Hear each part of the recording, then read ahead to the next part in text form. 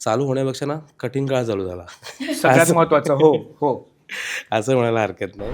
आपल्याला एक ताट तयार करून मिळतं हं. आणि आपल्याला आता ते फक्त खायचंय. बरोबर. ते लोकांना ही ही अशीच झाली होती घटना बरोबर, हे बरोबर. ॲक्सेप्ट करायला लावणं हे खूप मोठं शिवधनुष्य मी म्हणेन आणि ते सरांकडून खूप मोठ्या पद्धतीने पेलल्या गेलं. फायनली युवराज जोंगल नावाचे एक नागपूरचे ग्रस्त आहेत. ते स्वतः शिक्षक आहेत एका शाळेवर आणि त्यांच्या झाडीपट्टीमध्ये स्वतः लेखक, दिग्दर्शक आणि संगीतकारही आहेत.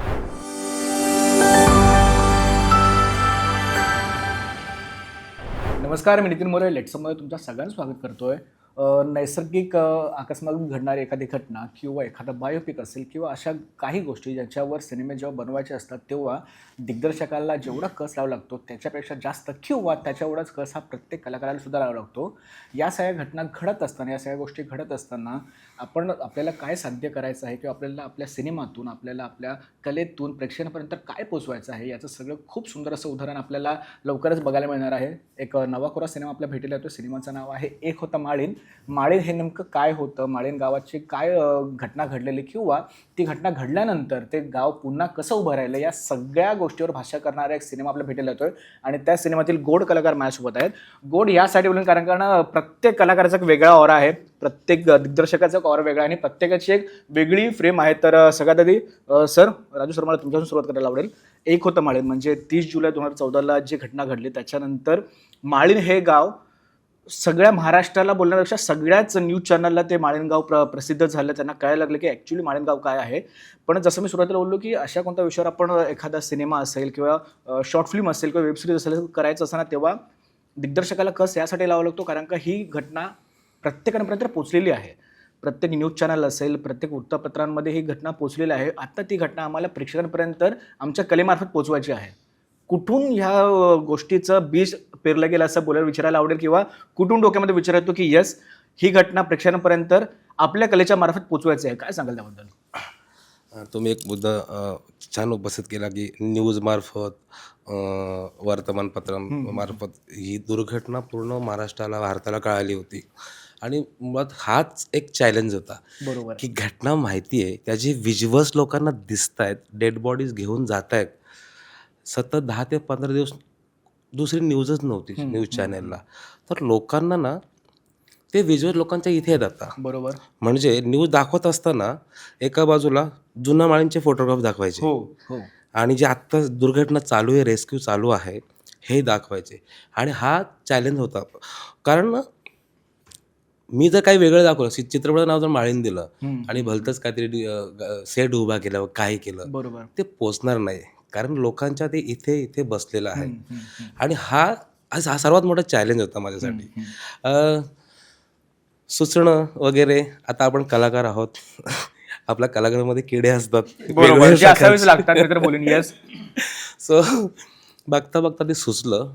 पण माझा पहिलाच सिनेमा असला कारणाने ना माझ्यावर कोणी विश्वास ठेवेल का? एकतर मी अशी गावातली गोष्ट आणली, अशी सरपंच आहे, हिरो हिरोईन फायटिंग होणार, ह्या त्या अशा गोष्टीला कदाचित मिळेल प्रोड्युसर. पण मी असा विषय घेऊन येतोय, बरोबर, ह्या विचार करण्याच्या पलीकडचा विषय मराठीमध्ये तरी, आणि मला प्रोड्युसर मिळेल का? पण बोलतात ना, स्वतःवर विश्वास आणि जिद्द असेल ना तर सगळं काही शक्य आहे. बरोबर. आणि त्यात शक्य होताना दिसतंय. माझ्या ही संकल्पना होती माझी, ह्या गोष्टीवर आपण सिनेमा करूया, त्याच्यावर विश्वास होता.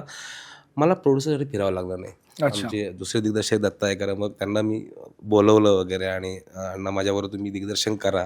म्हणजे 1-1.5 वर्ष तर मी कामच करत होतो या गोष्टीवर. सगळं करून झालं आणि मग यांना बोलवलं. यांना फक्त मी सांगायचं मी करतोय. म्हटलं ह्यांना जर सांगितलं आधी तर हसतील माझ्यावर, हे काय करतो, हे शक्य आहे का? असं होऊ शकतं. सो मग आम्ही दोघे, माझाच एक मित्र होता अक्षय, म्हणून त्याच्या वडिलांकडे गेलो आणि आमचा निर्माताही लगेच मिळाला. आणि मग निर्माता मिळाला म्हणजे त्यांना आवडली अर्थात गोष्ट, कारण हे तुम्ही जे करताय ते खतरनाक आहे, तर आपण करूयात. मग आम्ही त्याचा थोडासा त्यांना थोडा हातभार लावला को प्रोड्युसर म्हणून आणि ती प्रोसेस चालू झाली तिथनं. पण चालू होण्यापेक्षा ना कठीण काळ चालू झाला. सगळ्यात महत्वाचं. हो हो. असं म्हणायला हरकत नाही. आणि मग कलाकार एक एक एक एक जोडत गेले. मला पहिले कलाकार तर आमच्या बदलापूरचीच मिळाली. त्याचा आनंद खूप आहे. आणि बाकी ते कसे आले सिनेमामध्ये आपण पुढे एक एक बोलूयात. नक्कीच नक्कीच नक्कीच. मला प्रशांत तुम्हाला विचारायला आवडेल की जसं मी सुरुवातीला बोललो की एक असा सिनेमा येतो ज्या सिनेमाची स्टोरी किंवा त्या सिनेमाची पार्श्वभूमी प्रत्येकाला माहिती असते. कुठे घडलं, कसं घडलं, हे सगळं सुरू असताना फक्त लँडस्लाईड झाले तेवढंच नाही तर याच्या व्यतिरिक्त सुद्धा आपल्या सिनेमामध्ये काहीतरी असेल जे आम्हाला 24 तारखेला बघायला मिळेलच. एक कलाकार म्हणून किती आता समृद्ध झाले आहात की हो, शूटिंग सुरुवात झाली, त्याच्यानंतर पॅन्डेमिकचा तो काळ आला, त्याच्यामुळे संपूर्ण चित्रपटसृष्टी थांबलेली. पण असं बोलतात की काही गोष्टींना त्यांना वेळ द्यावा लागतो आणि त्या वेळ दिल्यानंतरच खूप चांगल्या पद्धतीने समोर येतात, ज्या आम्ही बघतोय सुद्धा. सुंदर प्रमोशन सुरू आहे. बाप्पाच्या चरणी आपला पोस्टर लॉन्च झाला, त्याच्यापासून जी तुमची घोडदौड सुरू आहे ती खरंच उत्तम आहे. एक कलाकार म्हणून किती आता प्रसन्न झालेत की येस, फायनली आता आमचा हा सिनेमा प्रेक्षकांच्या स्वाधीन आम्ही करणार आहोत. काय सांगाल त्याबद्दल? हो, खरंच सिनेमाची प्रोसेस खूपच मोठी झाली. त्यात पॅन्डेमिक आलं, आमच्या काही टेक्निकल गोष्टींमुळे उशीर झाला, फायनान्शियल अडचणी आल्या. पण आता बरेच दिवसानंतर हा सिनेमा लोकांसमोर येतोय. आता मला का माहीत नाही, का वाटतंय ना, इतके दिवस नाही झालं ते बरं झालं. बरं झालं. हो, ही करेक्ट वेळ आहे आणि चांगल्या पद्धतीने लोकांसमोर येतोय की ज्यावेळी सरांनी हा सिनेमा करायचा विचार केला त्यावेळी जे VFXचं त्यांनी काय म्हणतात विजन ठेवलं होतं बरोबर ना, बरोबर. त्यावेळी मराठीत एवढं VFXचं विजन नव्हतंच. होय, नव्हतंच. होय. त्यानंतर खूप आलं मान्य करतो, पण ज्यावेळी ह्यांनी विचार केला होता ना तेव्हा एवढं नव्हतं. आणि मधल्या काळात जे सिनेमे आले तेवढं ते अप टू द मार्क नव्हतं. आता ह्यात खूप चांगल्या लेवलला सरांनी केलं आणि सरांना VFXचं नॉलेज प्रचंड आहे. प्रचंड म्हणजे डिरेक्शन, एखादा दिग्दर्शक जेव्हा एखादी फिल्म घेऊन येतो ना तेव्हा तो फक्त डिरेक्शनचा विचार करतो. सरांनी एडिटपासून ते VFXपासून सगळ्या गोष्टी स्वतः शिकले आणि मग सुरुवात केली. त्यामुळे बऱ्याच दिवसांनी लोकांसमोर येतोय आणि ह्यातनं आम्ही जो संदेश द्यायचा प्रयत्न केला ना तो माझ्यासाठी जास्त महत्त्वाचा वाटतो. कारण का बरेच दिवस झाले आम्ही प्रमोशनसाठी इकडे तिकडे फिरतोय ना, तो लोकांच्या मिश्र प्रतिक्रिया येत आहेत. अच्छा. आता काय होतं, गावा साईडला डोंगरांवरची झाडं कापली जात आहेत आणि तिथे लँडस्लाईड होत आहेत. बरोबर. शहरात काय होतं आहे की खाडीची भरणी करून तिथे बिल्डिंगी उभारल्या जात आहेत. तर फक्त हे लँडस्लाईड दाखवणं आणि हा सिनेमा दाखवणं एवढाच आमचा उद्देश नाही आहे की, तर आपण फ्युचरमध्ये काय गोष्टी केल्या नाही पाहिजेत, हा महत्त्वाचा मुद्दा आहे.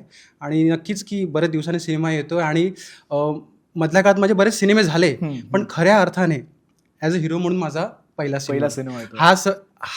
हे वाक्य सर मला डे 1 पासून कालपर्यंत मी तुला पहिला सिनेमा दिलाय. क्या बात आहे, क्या बात आहे.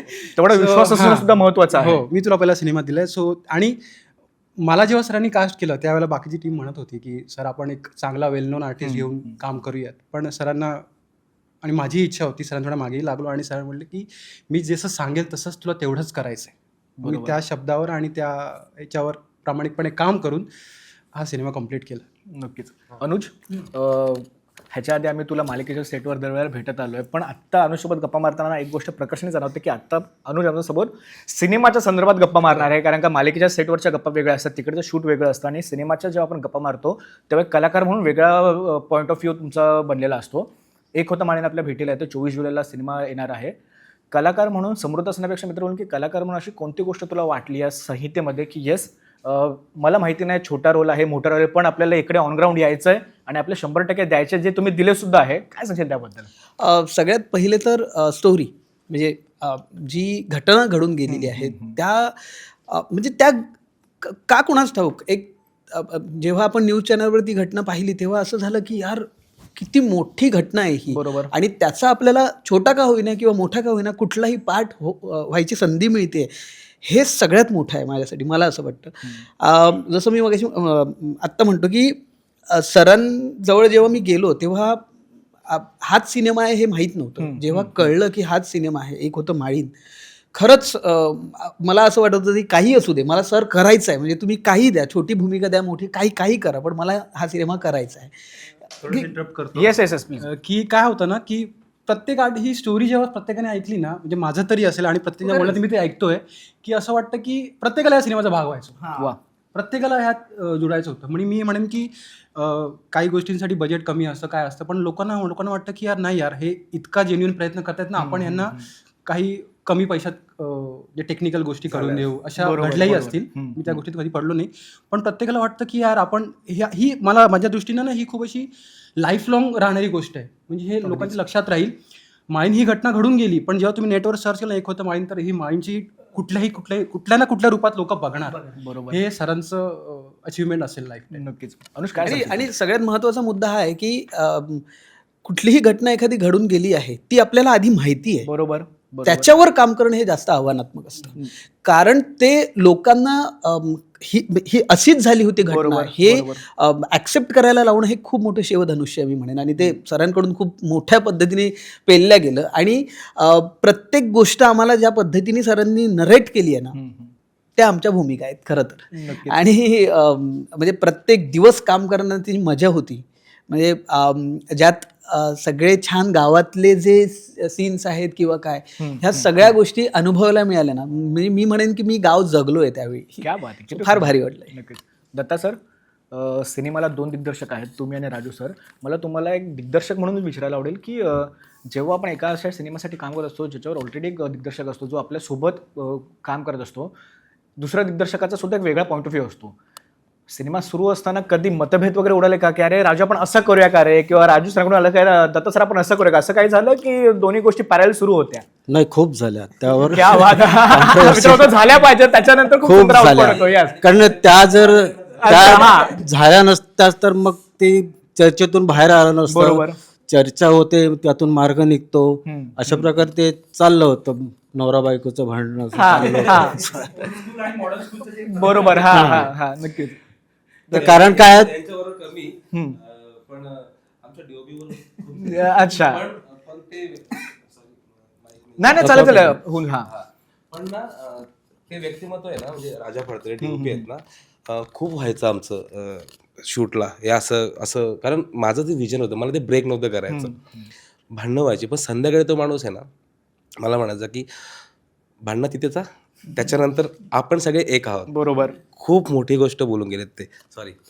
नाही, जसं दत्ता सर सुद्धा बोलले की जोपर्यंत चर्चा होत नाहीत ना तोपर्यंत निष्पन्न काही होत नाही. काही होत एक होतं माळे नेता आहे, दिग्दर्शकाचा पॉईंट ऑफ व्ह्यू आणि दिग्दर्शकीय बाजू मला बघायला विचारायला आवडेल की कशा पद्धतीने एक होता माळीन मांडण्यात आला आहे आणि कशा पद्धतीने प्रेक्षकांना बघायला मिळेल, काय सांगाल त्याबद्दल? ॲक्च्युली ह्या राजूने सांगितलं की पहिला आम्ही सगळं यांची माहिती राजू सरांनी बहुतेक माहिती आधी 1 वर्ष 1.5 वर्ष तिथे गावात जाऊन गोळा केली होती. आणि सगळे नौखे आमचे फोटोग्राफर वगैरे यांचे नातेवाईक मित्रमंडळी असेच होते, आणि ते घेऊन तो सगळं प्रवास करत होता. पण मला कधी काही बोलला नव्हता की असं असं आहे, असं असं करायचं वगैरे.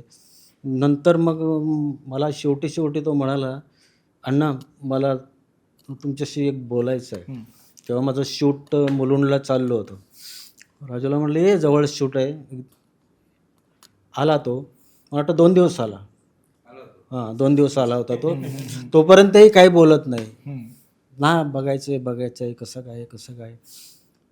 नंतर घरी आल्यानंतर येता येता बोलला, अण्णा उद्या आपण आहेत का तुम्ही, भेटूया. माझं शूटिंगचा लास्ट दिवस होता त्या दिवशी. तर म्हटलं चालेल ना, भेटूया आपण.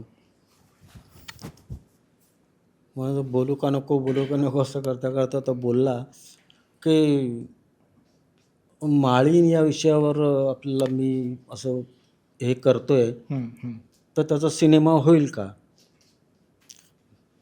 थोडं थांबलो आणि म्हटलं का नाही होणार, म्हटलं करूया. केल्याने होत आहे रे, आधी केल्याची पाहिजे. सुरुवात बरोबर बरोबर करणं ही फार महत्त्वाची गोष्ट आहे. पुश जो लागतो, बरोबर. त्याला फीडबॅक मिळाल्यानंतर त्याच्या चेहऱ्यावर जरा प्रसन्नता दिसली. हा. आणि मग त्यांनी जी माहिती, म्हणजे काय करून त्यांनी माहिती गोळा करून आणली होती, म्हणजे मी याच्यात पण नव्हतं की एवढी माहिती आपल्याला आधीपासून रेडी मटेरियल आहे आपल्याकडे. म्हटलं पुन्हा आपल्याला सगळंच करायचं आहे की काय. मग त्यांना सगळं गुपचूप घेतलेलं तिथल्या लोकांचे त्रासदायक, ते कोणाला उभं नव्हते करत गाववाले. त्यांनी पण सांगितलं आणि माझ्या मित्रांनी पण तिकडे सांगितलं की नाही. मग त्यांनी गुपचूप बाईट्स कोणाचे घेतले, व्हिडिओ कोणाचे घेतले. मग त्यातून ओळखीची नंतर माणसं निघाली गेली आणि त्या थ्रू सगळ्यांचे त्या सगळ्या माळींविषयी कौटुंबिक गावाची सगळी रचना वगैरे सगळं तोपर्यंत त्यांना माहिती नव्हतं की मला माहीत नव्हतं काय. सिनेमा काय लिहिणार आहे. अच्छा, बरं. हा. मला काहीच कल्पना नव्हती. पूर्णपणे नौकेच होता तुम्ही एका अर्थ बघायला गेलं तर. हा. नव्हतंच होतं. कसं आहे, आता ते ओल्ड स्कूल न्यू स्कूल असं काही नाही. हा हा हा हा हा. त्यावेळेस त्यांनी काम पण केलेलं आहे. हा, आणि पण त्यांना मी जेव्हा सांगितलं माळीवर सिनेमा बनवायचा, बरोबर बरोबर मी माळीत उभं पण करणार आहे आणि ते कोलाप्स पण करणार आहे आणि ती दुर्घटना दाखवणार आहे. हे तिथपर्यंत झालं नव्हतं. लेखनामध्ये त्यांनी मला मदत केली, सर एकत्र बसून ती लेखन केलं सोबत सगळा भाग आहे त्या संस्कृती वगैरे दाखवणं, ज्या काही गोष्टी घडतात दुर्घटनाचा विषय जेव्हा येतो लँडस्लाईड येतो दुर्घटना आणि आता गोष्टी आहेत, ते तू जास्त अभ्यास करायचा आणि मग तो मी पुढचा भाग तर 3च दिवसात लिहून काढलाय, कारण इतकी वर्ष घातली होती बरोबर सपासप ते. पण टेक्निकली म्हणजे एक ओळ लिहिणं म्हणजे ती किती खर्चिक आहे. हो एक ओळ लाख रुपयाची जाते कधी 5-5 लाखाची पण जाते. लिहायला सोपं आहे, हा हे झाड पडलं ते घरावर पडलं, अरे पण ते पडण्यासाठी 10 लाख लागतील, त्याचं बरोबर, काय 10 लाख लागतील, बरोबर. ते माहिती नाही. मग ती ओळ लिहिताना पण खूप कंट्रोल ठेवायला लागला होता, कारण आपल्याकडे 20 ना 25 ना 50 करोडचं बजेट कोणी मराठीत लावत नाही. आपला माहिती आहे आपला सिनेमा किती करोडमध्ये बनतो तो. त्या अनुषंगानेच मग ते लिखाण झालं, पण कुठेही कॉम्प्रोमाइज न करता. म्हणजे तुम्हाला तो सिनेमा बघताना तो फील होईल, ते लँडस्लाईड, ती लोक आतमध्ये गाडली गेलेत, त्यांचं दुःख, तेच सांगतो पुन्हा की डोळ्यात पाणी येणार आणि पूर्ण विश्वास आहे की लोकांना हे आवडेल. नक्कीच नाही, आम्ही कसं पूर्ण तयारी केली होती. बरोबर म्हणजे कसं सुरुवातीच्या लिखाणापासून शॉर्ट डिव्हिजन वगैरे करत करत आम्ही स्टोरी बोर्ड कम्प्लीट करून शेड्युलिंग करून बसलो होतो. बरं नंतर मग आमचा विषय आला तो फायनान्सचा. जो विषय आधी येतो तो एकदम शेवटी आला एकंदरीत. हा नाही, मला विश्वास होता की आता मी आधी 2-3 सिनेमे केलेत, त्यामुळे मला त्याचा अनुभव होता की बरोबर, मिळेल बरोबर. तो विषय. पण विषय होता जास्त खर्च आहे. मग जास्त खर्च आहे त्यावेळेला मी पण विचार केला का राजू, म्हटलं काय फायनान्सची आपली आत्ताची स्थिती काय आहे, जसं तुम्ही बातमी तेव्हा मी आणि माझा भाऊ आम्ही दोघेच पैसा खर्च करत होतो. अच्छा आणि आम्ही काय मोठ्या हस्ती नाहीत की फायनान्शियली एवढं आहोत, पण ना एक विश्वास होता की आपला कोणीतरी मिळेल. भले आपलं करोडोचं बजेट आहे, पण सिनेमा तर थांबला नाही पाहिजे ना.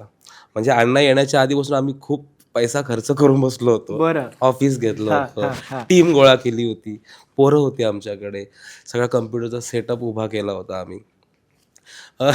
आणि नंतर विश्वास होता की फायनान्सर मिळेल. पण एकाच संतोष म्हात्रे या सिनेमाचे निर्माते आहेत, सो आम्हाला ते खूप त्यांना असं हे करायला लागलं नाही, कन्व्हिन्स करायला लागले. थोडक्यात आम्ही 1-2 तास त्यांना सगळं दाखवलं, हे असं असं आहे, आणि त्यांनी लगेच आम्हाला अप्रुव्हल दिलं.